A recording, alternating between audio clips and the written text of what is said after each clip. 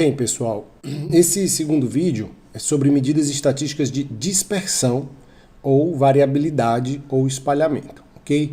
Então, quem está seguindo a sequência das estatísticas descritivas, a gente está fazendo uns vídeos sobre a parte conceitual das medidas estatísticas de localização e dispersão. Nessa sequência, esse seria o segundo vídeo, a gente já viu, né, seria interessante ver antes o vídeo sobre os conceitos de medidas estatísticas de localização e agora as de dispersão. Tem outros dois vídeos que explicam como calcular essas medidas, ok? Então vamos dar seguimento. Só recapitulando rapidamente, né, o que a gente já tinha dito no vídeo anterior, as medidas de localização ou centralidade, também são chamadas de medidas de tendência central, são medidas que falam sobre a exatidão, tá? Elas indicam uma localização global, elas nos dão uma noção de centralidade dos dados. Para eu falar sobre exatidão, eu preciso comparar essa centralidade, essa localização global das minhas amostras com uma referência, com um alvo, ok? Sem isso eu não consigo falar em exatidão. Já a precisão, eu não preciso dessa referência, porque a precisão ela é medida pela variabilidade dos dados, por quanto que meus dados se espalham, se dispersam em torno do ponto central. Okay? Só que a noção de precisão ela é inversamente proporcional à de dispersão, ou seja, quanto mais os dados se dispersam, variam em torno desse ponto central, menor é a precisão, tá? Então você tem menos precisão quando tem mais variabilidade e mais precisão quando tem menos variabilidade. Então vamos lá.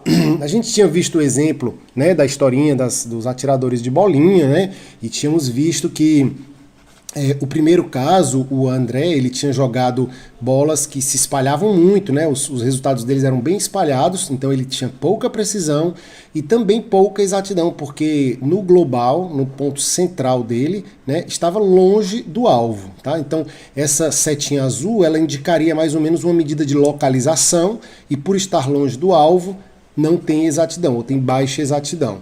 Enquanto que essa setinha pontilhada aqui, ela indicaria a variabilidade ou dispersão. Como ela é grande, ou seja, tem grande variabilidade, também tem baixa precisão. Aqui é a mesma coisa, sendo que a setinha azul da localização, agora ela está próxima do alvo. Então melhorou a exatidão. A Bruna tem boa exatidão, mas continua tendo baixa precisão. O Cláudio, ele já, você vê que esse círculo aqui, ele já fica bem menor nesse caso do Cláudio, né?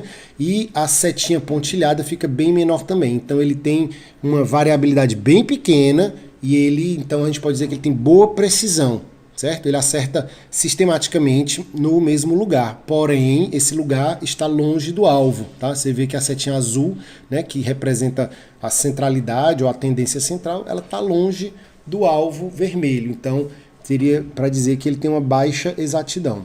E a Denise tem as duas coisas legais, né? Ela tem a baixa variabilidade, ou seja, boa precisão, e também a centralidade dela está bem alinhada com o alvo, né? Então está próxima do alvo, por isso boa exatidão. As principais medidas de dispersão em estatística, utilizadas em estatística, são a amplitude, a variância, o desvio padrão e o coeficiente de variação. Eu vou falar aqui rapidamente sobre os conceitos dessas medidas e em seguida a gente vai ter um outro vídeo onde a gente vai aprender a calculá-las realmente, ok? Primeiro, a amplitude ela é apenas a distância entre a menor e a maior amostra, ou seja, ela é aquele espaço onde o nosso universo de amostras, né, está variando entre a menor e a maior. Não importa como elas se distribuem no meio do caminho, tá? A amplitude é sempre essa distância. A variância, por outro lado, ela vai ser o valor médio do quadrado da distância para a média. Essa é uma noção que não é muito fácil de entender à primeira vista, né? Assim, não fica muito claro, mas se a gente olhar parte por parte da definição, a gente tem uma noção do que é que ele está dizendo. A distância para a média seria as distâncias de cada ponto, no caso lá do exemplo das bolinhas, a distância de cada bolinha para o valor médio. Nós já vimos no vídeo anterior a noção de média, ou seja, seria o ponto de equilíbrio. Se você pegar aqueles exemplos que eu dei, os triângulos que representam o ponto de apoio, tá? E tomar a distância de cada ponto, de cada bolinha para a ponta do triângulo, esse seria da distância que eu estou falando. Eu elevo isso ao quadrado, então eu vou ter para cada bolinha uma distância elevada ao quadrado e tomo o valor médio disso. Isso é o que é o conceito de variância. O que esse conceito significa para a gente vai falar ainda na seguida, tá? Na sequência. Em seguida, o desvio padrão. O desvio padrão nada mais é do que a raiz quadrada da variância. Tá? Na verdade, a gente deve entender o desvio padrão como a distância típica para a média. Eu não gosto de dizer que essa distância de uma bolinha em relação à média, de uma amostra em relação à média, em alguns contextos elas são entendidas como erros. Tá? Imagina que você, como no nosso caso, a gente queria acertar um alvo e errou o alvo. Então essa distância, esse erro, seria a distância que eu estava falando no item anterior, da variância. Né? Então esse erro que é elevado ao quadrado, tá? E depois eu tiro o valor médio dele. Quando eu tiro a raiz quadrada, eu volto esse número para a unidade normal. Então eu estava trabalhando com distância, de repente eu elevei ao quadrado, eu fiquei com um valor quadrático. Quando eu tiro a raiz para obter o desvio padrão, eu volto à minha unidade normal. Mas aquela distância que eu obtenho, ela não é exatamente a distância média, ela é a distância típica, é aquela distância característica que caracteriza aquela distribuição de amostras, ok? É assim que a gente tem que ver e eu vou explicar mais para frente por que não é correto dizer distância média ou erro médio, ok? Por fim, o coeficiente de variação, ele corresponde ao valor percentual do desvio padrão em relação à média, certo? Ou em outras palavras, quanto por cento da média vale o desvio padrão?